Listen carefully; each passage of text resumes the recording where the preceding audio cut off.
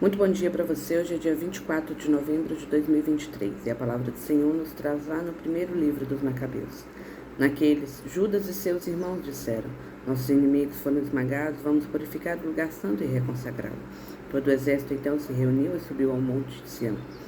No 25º dia do 9º mês, chamado Casleu, do ano 148, levantaram-se ao romper da aurora e ofereceram um sacrifício conforme a lei, sobre o novo altar dos holocaustos que haviam construído.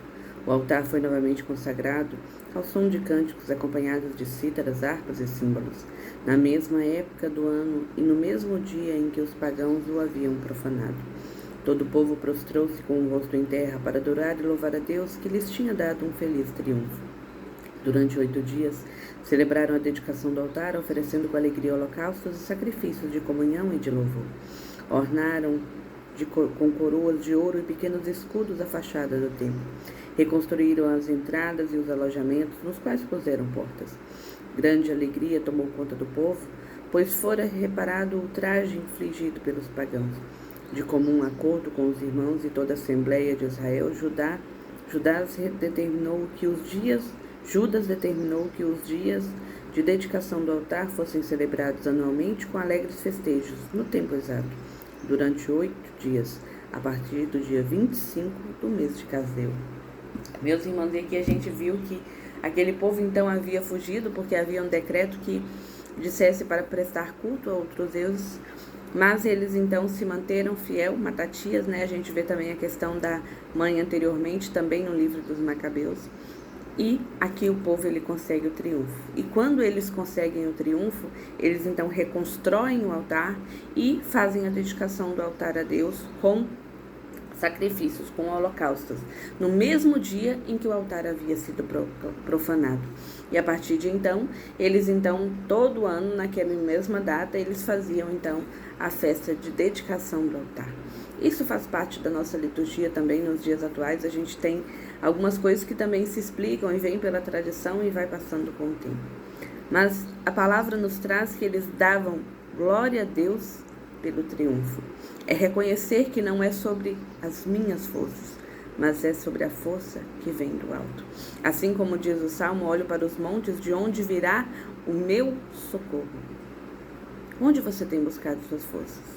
Às vezes a gente busca a nossa força na direção exata, apontando para frente, mas é preciso olhar para o alto.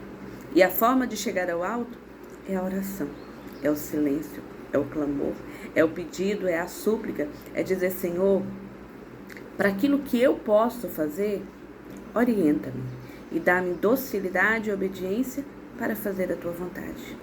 Em relação àquilo que eu não posso, age em meu favor. Tende misericórdia. Eu não posso, mas creio que tu podes. Eu não sei qual é a sua batalha. Eu não sei qual é o gigante que você precisa vencer. Hoje é sexta-feira, dia de jejum, que nós possamos mortificar a nossa carne e reconhecer que tudo isso aqui é passageiro. E tudo isso aqui eu digo inclusive essa estrutura física.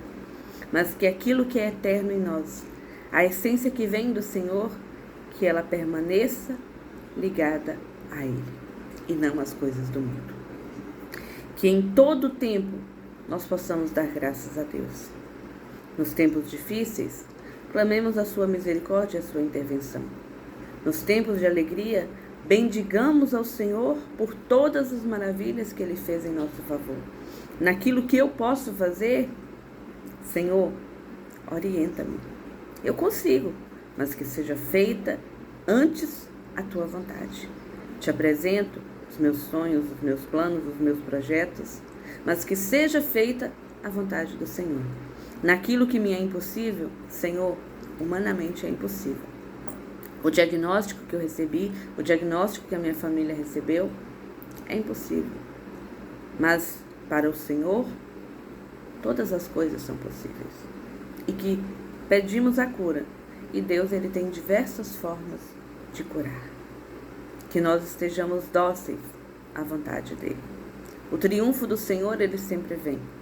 Mas às vezes a gente considera que a causa foi perdida porque Deus não fez aquilo que nós queríamos.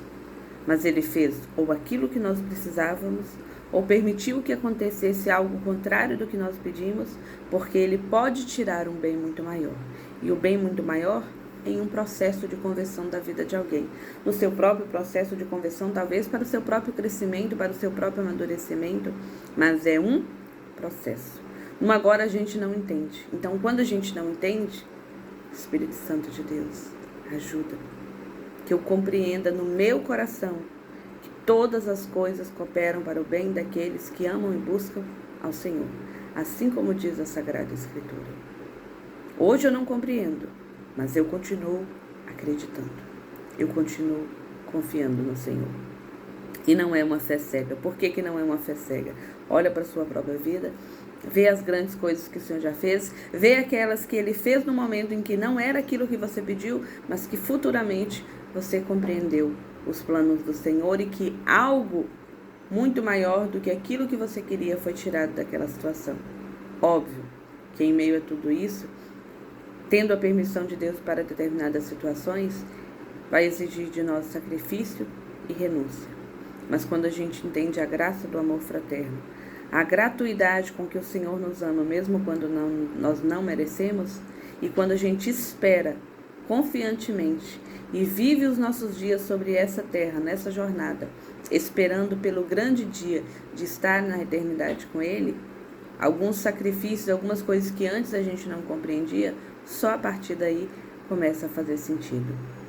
Que nós possamos, no dia de hoje, jejuar. Eu te convido a jejuar na intenção que você traz no seu coração, obviamente. Aqui a gente coloca a intenção, o momento de louvor de Cristo Rei.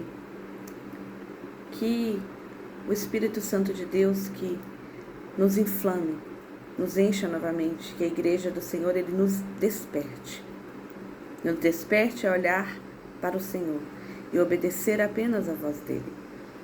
Coloque também a intenção do Santo Padre, o Papa Francisco, sua saúde física, mas também o conduzir da Igreja. Que ele possa ser dócil e obediente à voz do Senhor. Ainda que com muitas limitações, ainda que com muitas tribulações e perseguições,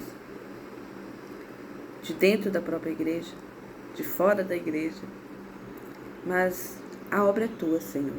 Nós somos teus servos.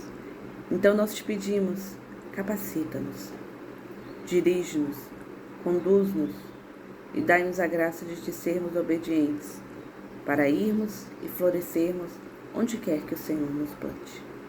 Que Deus abençoe.